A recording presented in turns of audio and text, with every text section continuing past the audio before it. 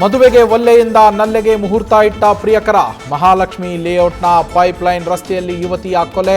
ಆರೋಪಿ ರಾಜೀವ್ನನ್ನ ಬಂಧಿಸಿದ ಮಹಾಲಕ್ಷ್ಮಿ ಲೇಔಟ್ ಪೊಲೀಸರು.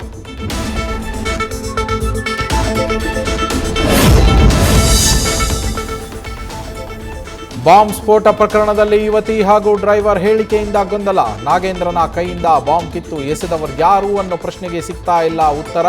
ಕಳ್ಳಂಬೆಳ್ಳ ಪೊಲೀಸರಿಂದ ಮುಂದುವರಿದ ಪ್ರಕರಣದ ತನಿಖೆ.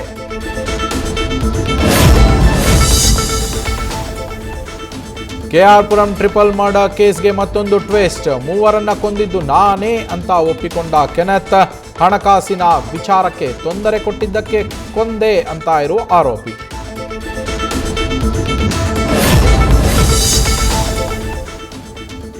ವೈಶಾಖ್ ಸಾವಿನ ಬಳಿಕ ನಟಿ ಕೃಷಿತಾ ಪಂಡಾ ಫಸ್ಟ್ ರಿಯಾಕ್ಷನ್. ಇನ್ಸ್ಟಾಗ್ರಾಂನಲ್ಲಿ ಗೆಳೆಯನ ಬಗ್ಗೆ ನಟಿಯಿಂದ ಭಾವುಕ ಪೋಸ್ಟ್. ಜೀವನದ ಒಂದು ಭಾಗವನ್ನೇ ಕಳೆದುಕೊಂಡಂತಾಗಿದೆ ಅಂತ ನಟಿಯ ಬೇಸರ.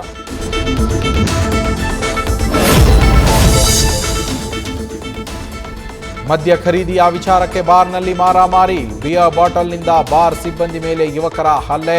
ರೇಟ್ ವಿಚಾರಕ್ಕೆ ಶುರುವಾದ ಕಿರಿಕ್. ಫೈಟ್ನಲ್ಲಿ ಅಂತ್ಯ. ನ್ಯೂಸ್ ಫಸ್ಟ್ ನಿರ್ಭೀತಿಯಿಂದ ನಿಮ್ಮ ಪರವಾಗಿ.